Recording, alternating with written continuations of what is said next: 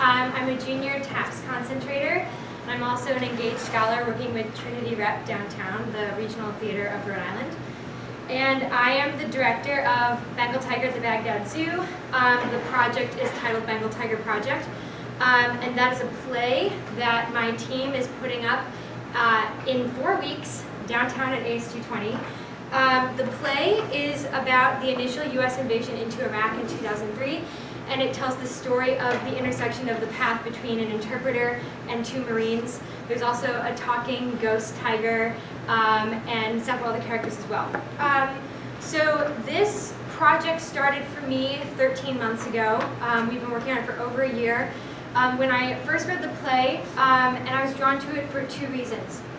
One is the perspective it takes on the Iraq War is one that I have never heard in my lifetime as an American, looking at it from the Iraqi perspective, where the Marines are not the heroes. If they're anything, they're villains in this story.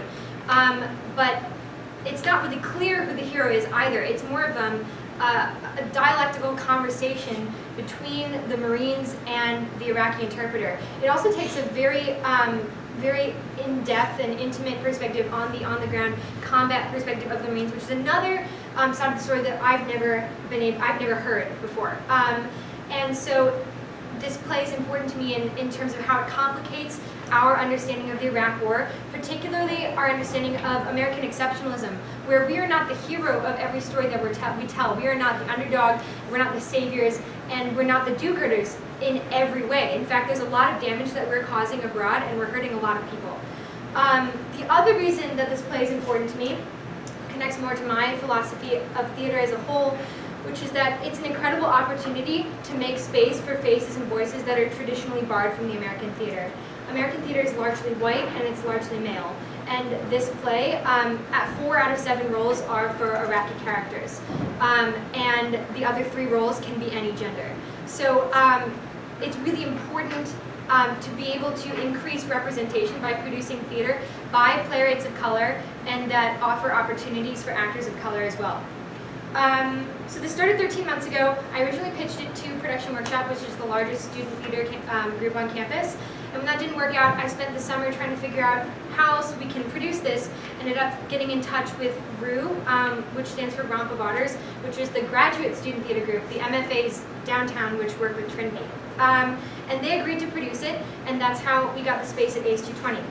And then the next step was to figure out how we were going to do all the research to do this play. The first thing that was most important is for me to recognize that I'm neither Iraqi and nor am I a veteran, which means that I had a huge hurdle to overcome in order to be able to lead a team of actors through telling this story in an impactful way. So my 2 assistant directors and I created an independent study in the fall. So we spent 5 months doing intensive research on the Iraq War, on Iraqi culture, on Marine culture, Marine history, on the history of PTSD and mental health in and related to the military, along with a whole host of other things, so that we could be educated leaders for this project. And then over the winter break, we started building our production team. And normally production teams are like 5 or 6 people. Usually it's from the same clot of theater people. But it was really important to me. This project exists solely as a collaborative endeavor. And so I was trying to reach out and connect as many different parts of campus as possible. And now we have a 20-person production team with many people who've never even done theater before. So it's like a mass effort from a large range of people across campus. Another part of the project is a dramaturgical display that we're looping into our set to be able to share our research with our audiences.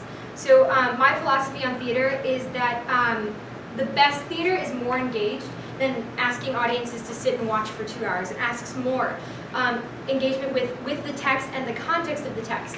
And so we're incorporating our research into our set design, and we're also going to be bringing in guest speakers for programming around the production and hopefully doing some workshops and have them part of our talkbacks as well, so that audiences are able to ask questions after the play. So this play is important for a number of reasons. One is the way that it combats Islamophobia. It puts faces and names to the people people that the US is systematically murdering in the Middle East, which makes it harder to ignore, and you have to reckon with the humanity of the people that we're interacting with on a violent scale. And it brings them to a human level, someone you have to interact with face to face and understand where they're coming from in their lives. It also starts breaking down the stigma of mental health and PTSD. My assistant director is a former Marine, and he was in Afghanistan from 2011 to 2014.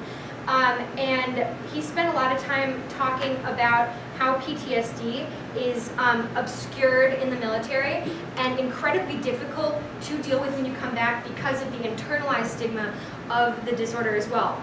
And so what this play does is it creates a witnessing of PTSD that opens up discussion about it and puts words to something that doesn't have words, which is the first and most important step.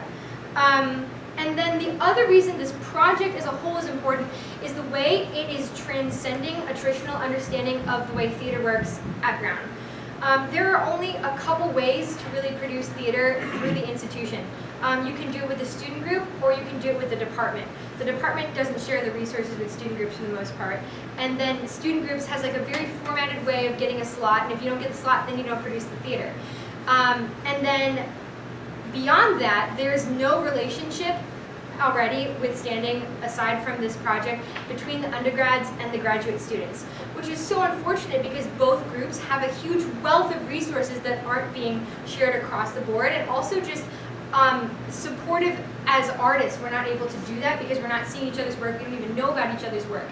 And so what this play does, by both working with the MFAs who are producing the show and taking it down the hill off campus, it breaks through all those boundaries. It shows other students that you can produce theater no matter what. You don't need the sanction of the department or of student groups. If you want to do it, you can make it happen. You just have to work with other people. It also makes Brown Theater accessible to the greater Providence community.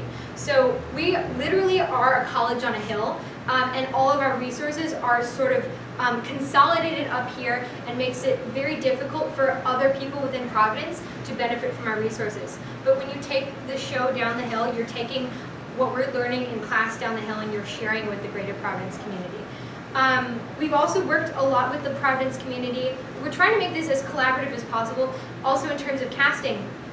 We opened up auditions to everyone, undergrads, graduates, everyone in Providence, and everyone in Boston, trying to just diversify the backgrounds of the people coming to the project.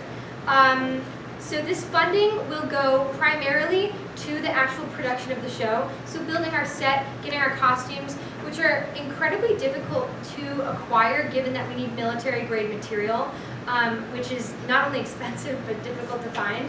And then what we don't use in the project, we are donating to two different sources.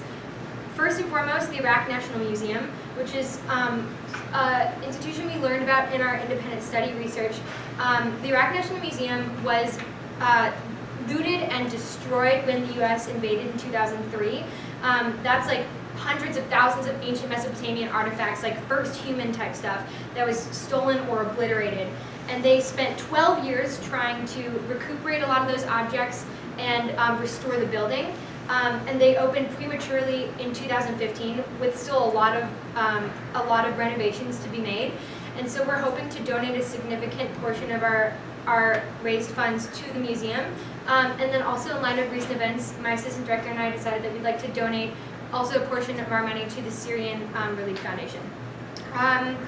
And then I'll leave off with this last thought about why theater is important. I've talked a lot about why this play is important, why this project is important, but this is why theater is important.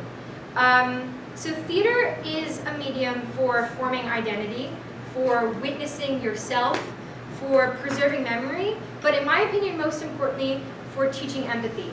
And in a day and age when the arts risk being defunded on a colossal scale, we need theater more than ever to transcend technological barriers and congregate in person, to wrestle with the controversial through the clarifying lens of the metaphorical, to witness each other's triumphs and struggles while better understanding our role in their making.